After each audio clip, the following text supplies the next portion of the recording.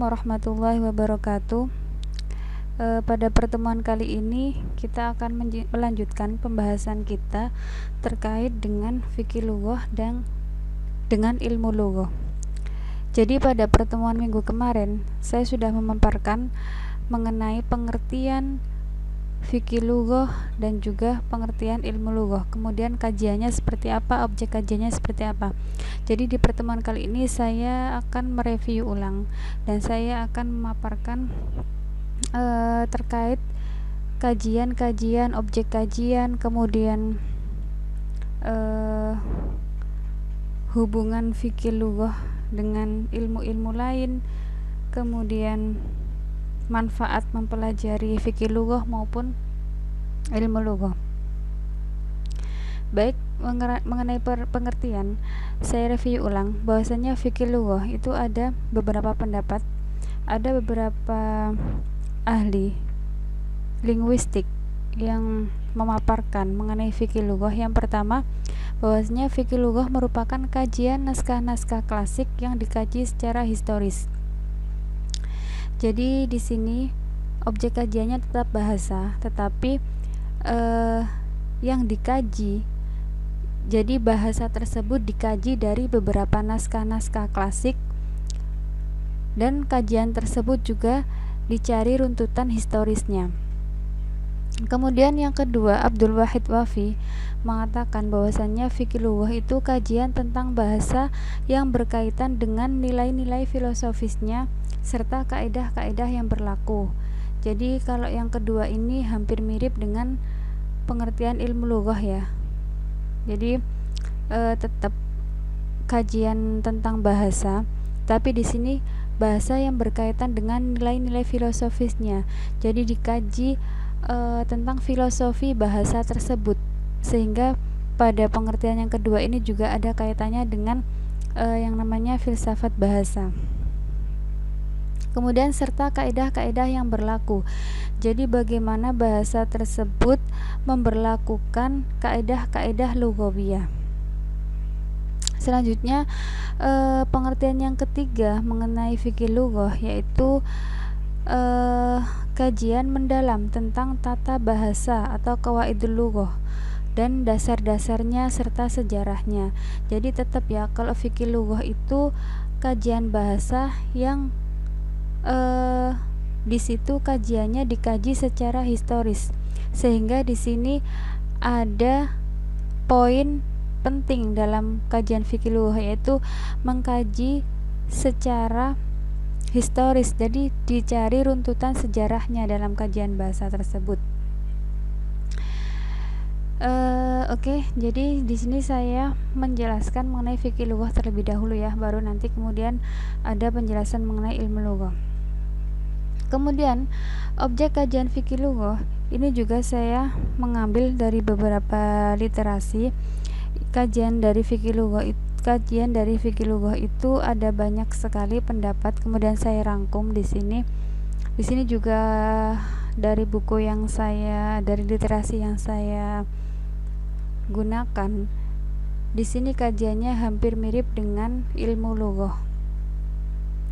Cuma kita harus bisa membedakan ya, karena fikih lughah ini adalah kajian filologi, jadi otomatis dia mengkaji bahasa itu dengan meruntutkan atau mengkaji secara historis gini ya, seperti pengertian yang pertama ini dan yang kedua. Jadi kajian mendalam tentang tata bahasa dan sejarahnya. Nah, di sini objek kajiannya ada yang pertama asal usul bahasa. Dari mana bahasa itu didapat? Bagaimana bahasa itu berasal? Dicari asal usulnya. Kemudian karakteristik bahasa, bagaimana karakteristik bahasa tertentu, karena setiap bahasa pasti mempunyai karakteristik bahasa. Lah, karakteristik bahasa ini menjadi objek kajian dari fikih lughah atau yang disebut dengan filologi. Yang ketiga, ada tradisi masyarakat Arab dalam berbahasa. Kemudian ada juga bunyi bahasa, dialek bahasa. Bunyi bahasa ini nanti juga menjadi kajian daripada ilmu lughah atau linguistik. Tetapi di sini tentu ada bedanya ya. Jadi kajian filologi itu tidak terlepas dari yang namanya sejarah, karena dalam filologi ini yang menjadi sasarannya, yang dikaji selain bahasa itu adalah sarananya itu adalah teks kuno gitu. Kalau linguistik itu tidak pandang teksnya, baik itu teks kuno maupun teks modern, tetapi kalau filologi itu lebih mengedepankan pada teks kuno, sehingga dia mencari historisitas dari bahasa asalnya atau yang mendekati dari keasliannya. Selanjutnya ada morfologi Arab, sintaksis Arab, semantik Arab, kemudian mengenai derivasi bahasa, i'rab, kemudian leksikologi Arab, selanjutnya problematika bahasa Arab, dan hasil kajian dan keputusan lembaga-lembaga bahasa. Ini yang menjadi objek kajian dari fikih lughah atau filologi. Nah, selanjutnya apa sih manfaat dari mempelajari fikih lughah? Tentu ya, ketika kita mempelajari kajian ilmiah apapun, tentu ada manfaatnya, manfaat bagi kita ataupun manfaat bagi orang lain. Terlebih-lebih karena kita adalah nanti kajiannya diarahkan ke ilmu Al-Quran, maka tentunya kita juga pasti mencari tahu manfaat dari mengkaji fikih lughah. Yang pertama, memahami ciptaan Allah. Sudah jelas ya. Jadi kenapa dikatakan, atau salah satu manfaat yang pertama adalah memahami ciptaan Allah. Jadi seperti dalam kajian fonologi misalnya ya, atau ilmu aswad, kita mengkaji alat-alat ucap manusia berupa lisan, kemudian mulut, bibir. Lah, itu merupakan salah satu ciptaan Allah yang sangat mengagumkan, karena dari lisan, dari bibir itu kita bisa mengucapkan berbagai makhorijul huruf yang berbeda-beda. Nah, disitulah kita manfaatnya mempelajari fikih lughah ya, bisa memahami ciptaan Allah salah satunya. Yang kedua, agar dapat mengucapkan bahasa dengan baik dan benar. Nah, dengan adanya kajian ini, kita juga diharapkan, atau kajian ini akan memberikan manfaat kepada kita untuk supaya kita bisa mengucapkan bahasa dengan baik dan benar. Yang ketiga, menggali aspek-aspek kebahasaan, sehingga dari sini terungkap karakteristik dan hakikatnya. Kemudian yang keempat, mencari solusi atas problematika yang membelit bahasa Arab. Dalam hal ini seperti bahasa Arab itu sulit dan statis, sehingga sebagai solusinya harus meninggalkan i'rab, kemudian memakai bahasa amiyah dan sebagainya gitu ya. Lah, ini salah satu dari manfaat mempelajari fikih lughah. Jadi ketika ada problematika yang membelit dalam bahasa Arab, seperti ketika tentu ya, orang yang kesulitan bahasa Arab itu terkadang dia pikirannya sudah termindset bahwasanya bahasa Arab itu sulit dan statis. Lah, di sini sebagai solusinya harus meninggalkan i'rab misalnya dan memakai bahasa amiyah, karena bahasa Arab itu kan juga ada bahasa Arab amiyah, ada bahasa fusha gitu ya. Mungkin kalau yang digunakan bahasa sehari-hari itu lebih enakan amiyah. Nah, tetapi kembali lagi bahwasanya amiyah itu kan tidak kurang atau jauh dari memakai kaidah-kaidah lughatul Arabiyah. Selanjutnya, manfaat yang kelima yaitu melanjutkan karya para ulama. Dalam hal ini para ulama linguistik ya, atau ulama bahasa.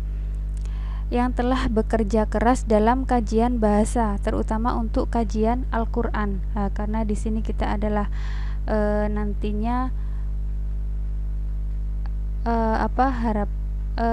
diarahkan ke sana ya. Kemudian yang keenam, membantu ilmu lain. Jadi sudah otomatis ya. Sebenarnya satu ilmu dengan yang lainnya itu adalah saling membantu dan saling berhubungan, sehingga bisa dikatakan sehingga dalam fikih lughah ini juga salah satu manfaatnya itu bisa membantu ilmu lain, seperti misalnya ilmu tauhid, syariat, tafsir, hadis dan sebagainya, yang notabene semua sumbernya menggunakan sumber-sumber berbahasa Arab. Dan disinilah salah satu manfaat fikih lughah yang nantinya melakukan kajian bahasa ya, sebagai salah satu alat bantu atau ilmu bantu. Selanjutnya, hubungan fikih lughah dengan ilmu-ilmu lain.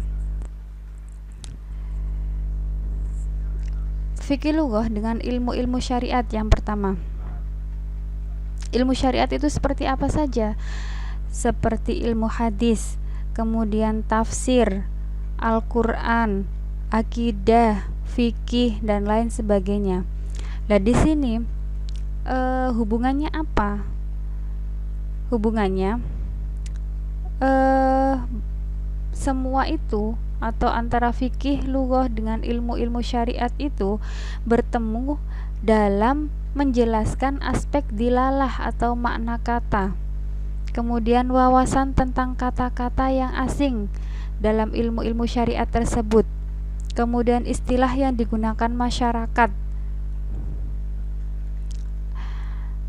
dan sebagainya. Jadi mengenai keunggulan kajian bahasa Arab, Zamakhsyari berkomentar, mereka tidak menemukan ilmu-ilmu keislaman, baik fikih, ilmu kalam, tafsir, hadis, kecuali dengan mempelajari ilmu bahasa Arab.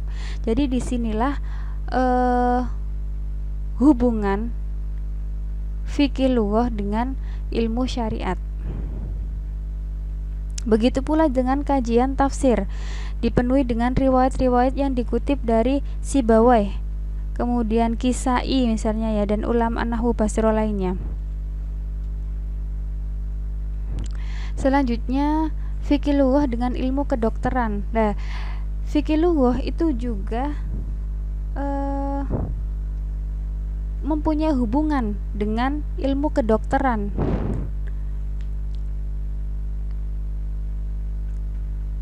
Peran fikih lughah dalam ilmu kedokteran adalah mengkaji istilah-istilah kedokteran, seperti meringkas istilah-istilah yang panjang dengan cara nahat. Nahat itu kalau dalam bahasa Indonesia dikatakan akronim ya, atau dalam bahasa Inggris coinage atau ta'rif misalnya, atau yang disebut dengan arabisasi. Kemudian fikih lughah juga berusaha menjelaskan proses produksi bunyi-bunyi bahasa proses produksi bunyi-bunyi bahasa organ ucap para penutur bahasa, serta tema-tema lain yang membantu memahami bahasa. Jadi disinilah hubungan fikih lughah dengan ilmu kedokteran. Kalau kita membuka sejarah,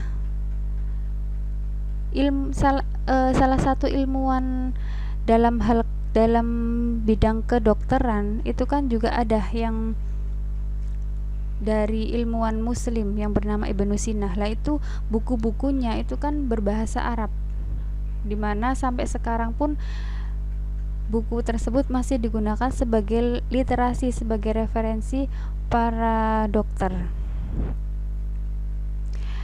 Kemudian yang ketiga, hubungan fikih lughah dengan psikologi atau ilmu jiwa.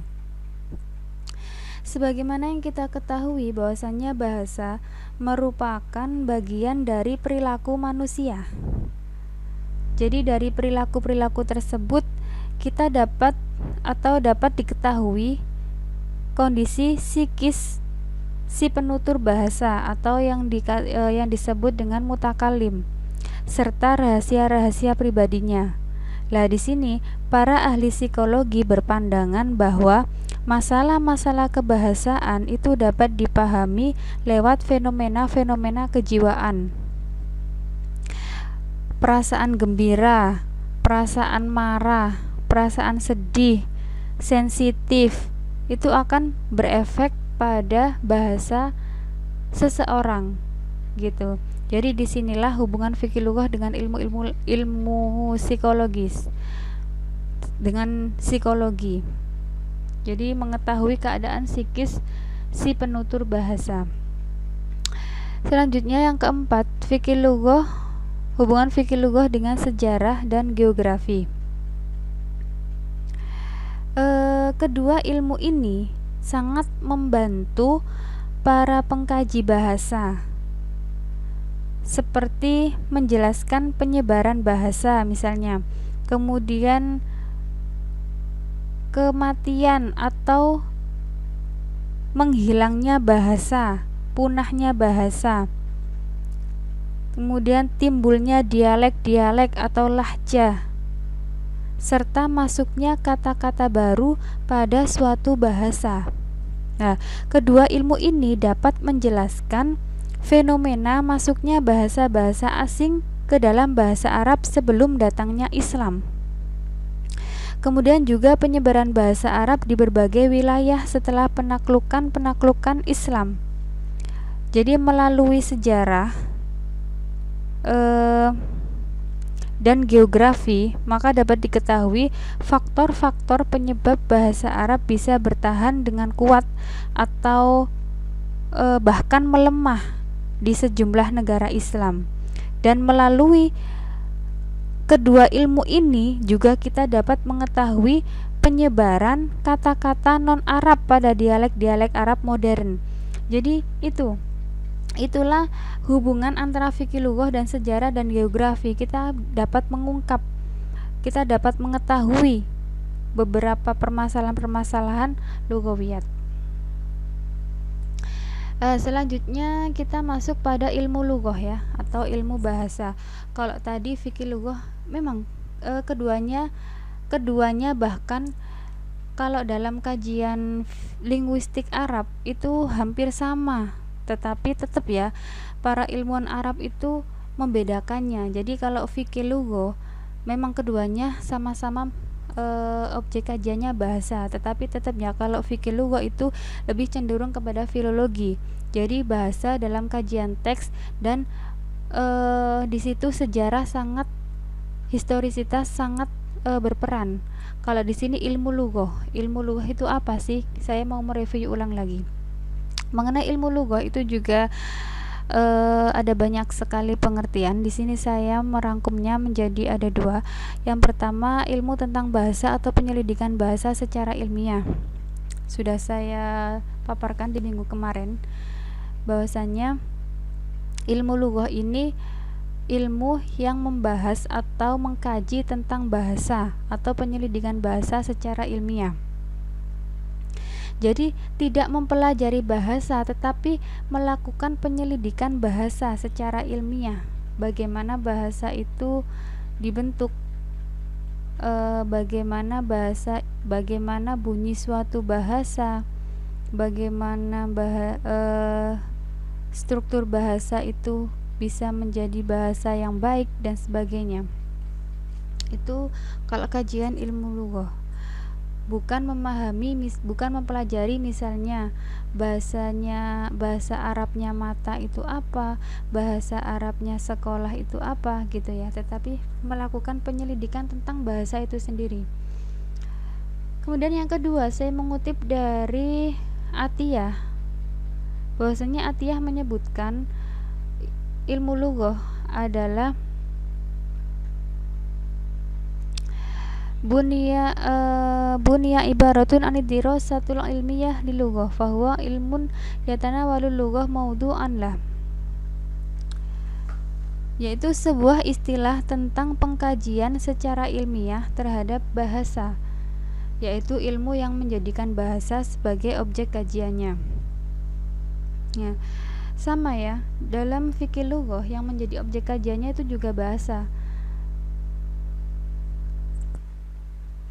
Tetapi kita harus bisa membedakan kalau fikih lughah atau linguistik itu nanti yang menjadi objek kajiannya itu bahasa pada teks-teks kuno.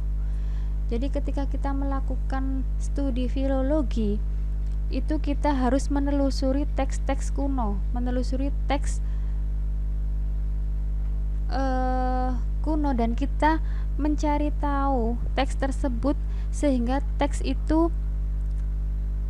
kita itu bisa sampai ke naskah asal atau yang mendekati naskah asal kalau memang kita tidak menemukan, benar-benar tidak menemukan naskah yang asal. Jadi teks kuno itu kan semakin ke depan semakin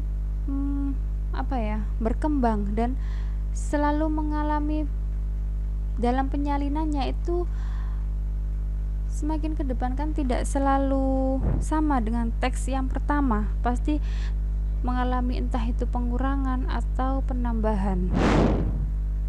Nah, itu kan perlu dikaji. Selanjutnya di sini objek kajian linguistik atau ilmu lughah yaitu bahasa itu sendiri. Bahasa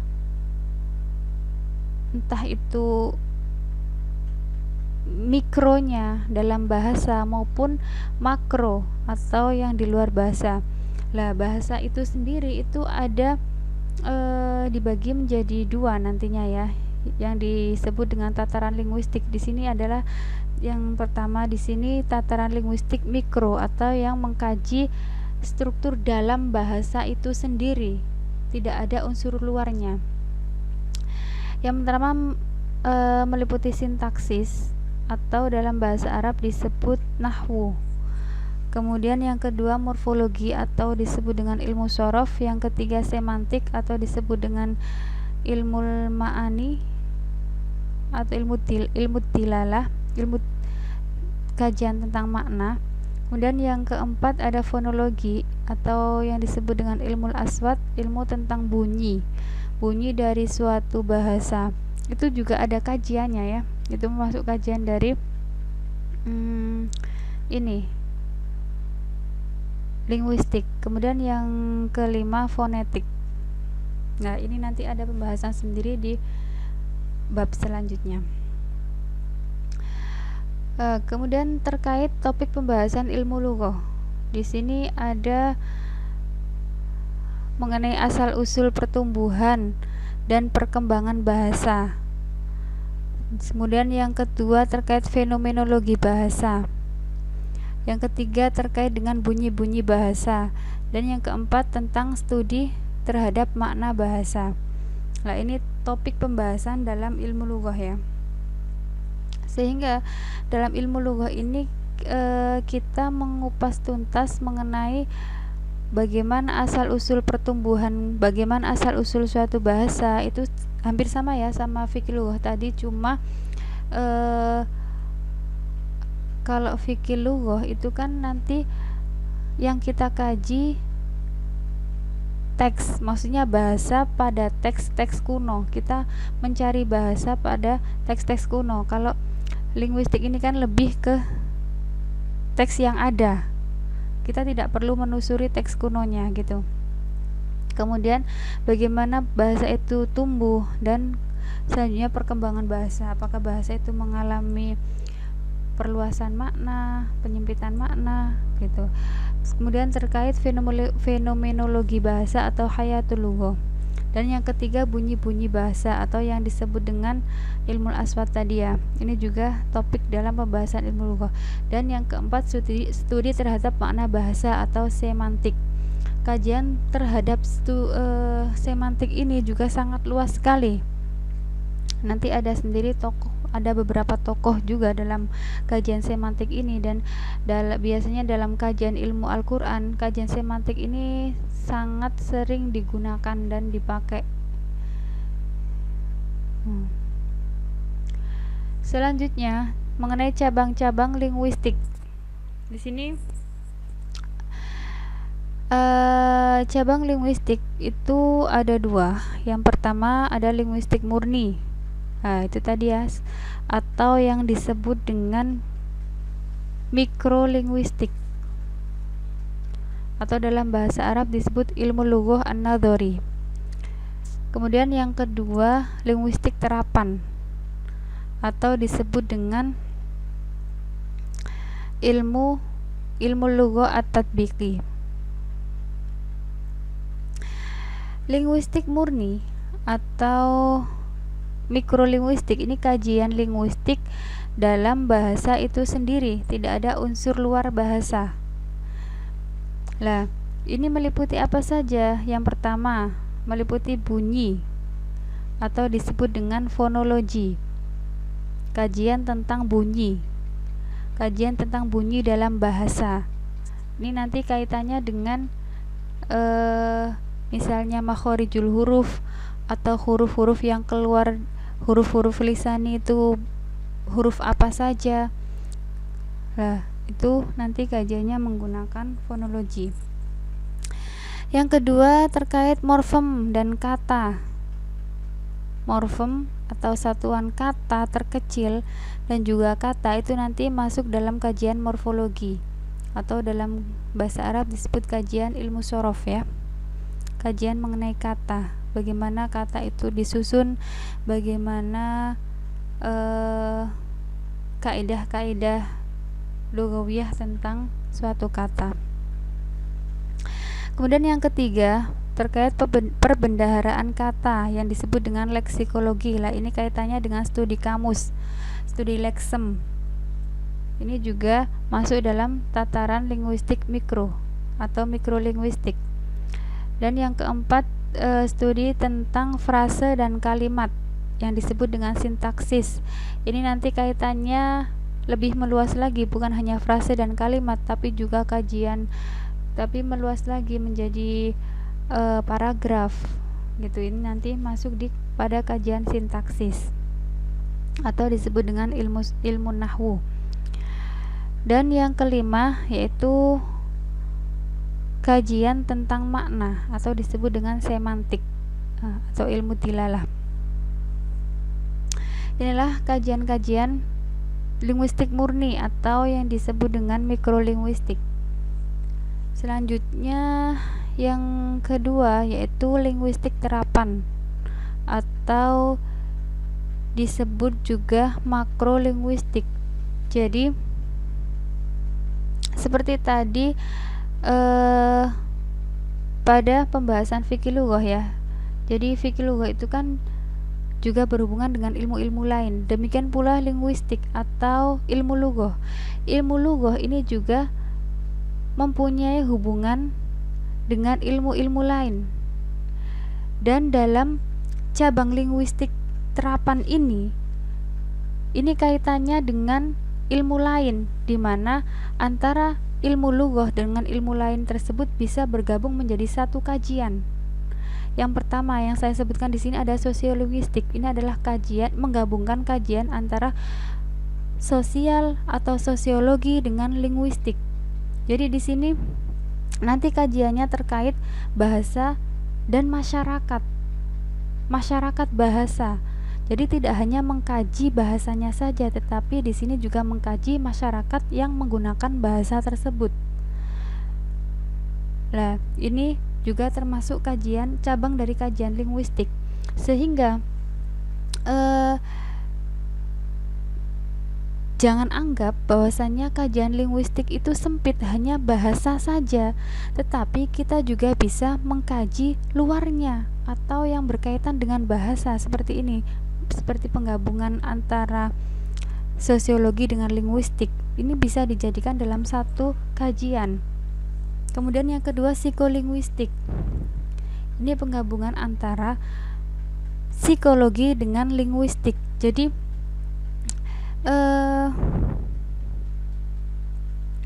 bagaimana seseorang dalam berbahasa itu kan ada kaitannya dengan psikologi. dan di sini digabungkan dengan linguistik. Itu kajian antara psikologi dengan linguistik. Yang ketiga ada antropolinguistik. Ini adalah kajian antropologi dengan linguistik. Dan yang keempat ada politikolinguistik, kajian antara politik dengan linguistik. Ya, nanti ini kajiannya berkaitan dengan linguistik dan politik. Kemudian ada sosiopolinguistik. Nah, ini penggabungan antara tiga keilmuan, yaitu sosial, politik, dan linguistik. Dan yang keenam etnolinguistik. Ini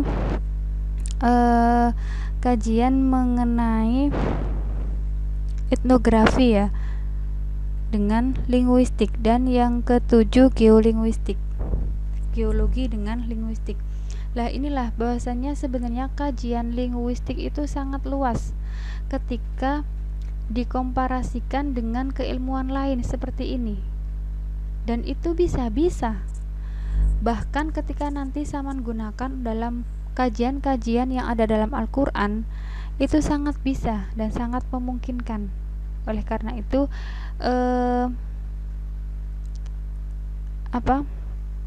jadi ini nanti bisa dikomparasikan dengan kajian living Quran. Itu kan kaitannya dengan masyarakat, dengan permasalahan-permasalahan yang ada di sekitar.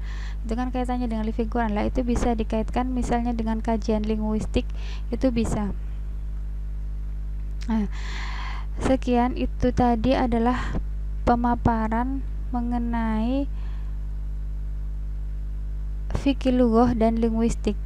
Jadi perlu difahami dan diperhatikan ya, antara fikih lughah dan linguistik perbedaannya seperti apa. Di sini saya akan memaparkan, tapi tidak saya masukkan ke slide. Saya paparkan mengenai beberapa perbedaan antara keduanya. Yang pertama ya, fikih lughah dan ilmu lughah itu berbeda dari segi metode kajiannya. Sebab kalau fikih lughah itu ilmu yang mengkaji bahasa sebagai media untuk kajian budaya dan sastra.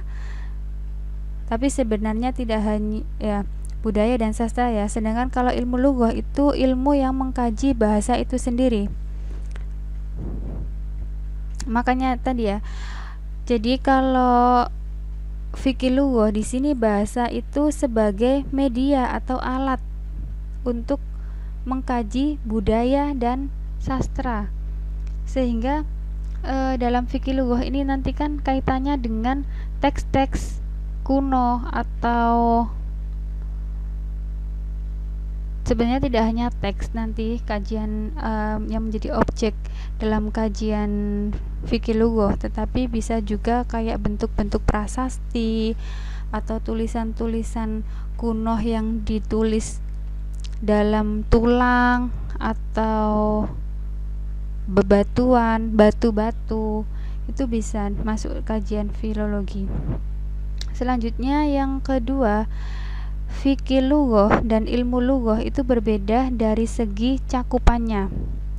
Sebagaimana batasannya pada poin 1. Jadi cakupan fikih lughah itu lebih luas daripada ilmu lughah. Kalau fikih lughah itu mencakup kajian budaya dan sastra, sedangkan kalau ilmu lughah hanya mengkaji aspek bahasa itu sendiri, yaitu bunyi, bentuk, struktur, dan makna. Tetapi sekali lagi, ilmu lughah itu mengalami perkembangan ya. Jadi ketika dikomparasikan, ketika dipadu-padankan dengan ilmu lain, maka nanti kajiannya juga akan menjadi kajian yang luas gitu. Selanjutnya yang ketiga, fikih lughah dan ilmu lughah itu berbeda dari segi sejarahnya.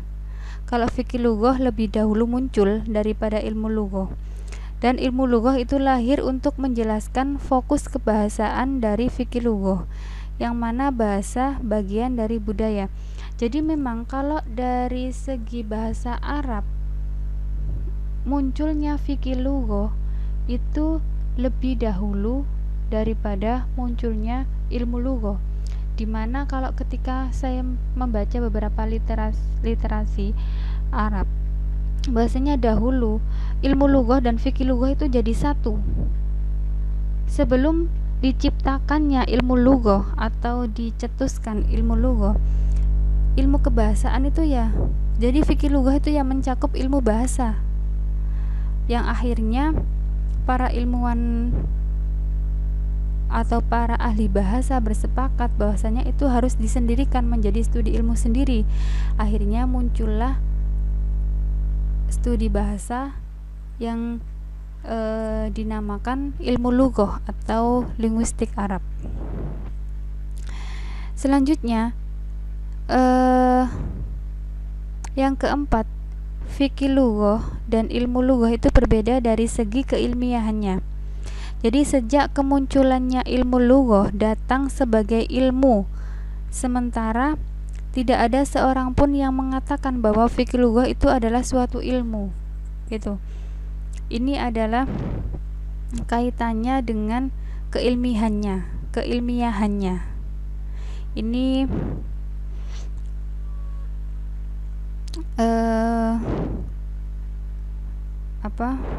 itulah bedanya fikih lughah dengan ilmu lughah. Kemudian yang kelima, fikih lughah dan ilmu lughah itu berbeda dari hasil karya yang dihasilkan para sarjana bahasa. Karya-karya dalam fikih lughah itu kebanyakan bersifat historis komparatif, sedangkan karya-karya dalam ilmu lughah itu bersifat deskriptif. Sudah tentu ya, karena dilihat dari objek kajiannya, memang fikih lughah itu kan lebih pada kajian budaya, sehingga di situ otomatis historisitas juga sangat penting, sangat diberlakukan. Hanya saja di sini bahasa adalah digunakan sebagai medianya, sehingga hasil-hasil karya yang dihasilkan dalam fikih lughah pun bentuknya adalah karya-karya yang bersifat historis komparatif, berbeda dengan linguistik atau ilmu lughah, karena di situ adalah kajiannya bahasa itu sendiri, maka hasil karya-karya yang dihasilkan dalam linguistik ataupun ilmu lughah itu adalah bahasa-bahasa yang kajian-kajian yang sifatnya deskriptif atau wasfi takriri. Baik, itulah pemaparan dari saya. Apabila nanti ada pertanyaan bisa disampaikan pada komentar di Google Classroom. Baik, sekian dari saya. Wassalamualaikum warahmatullahi wabarakatuh.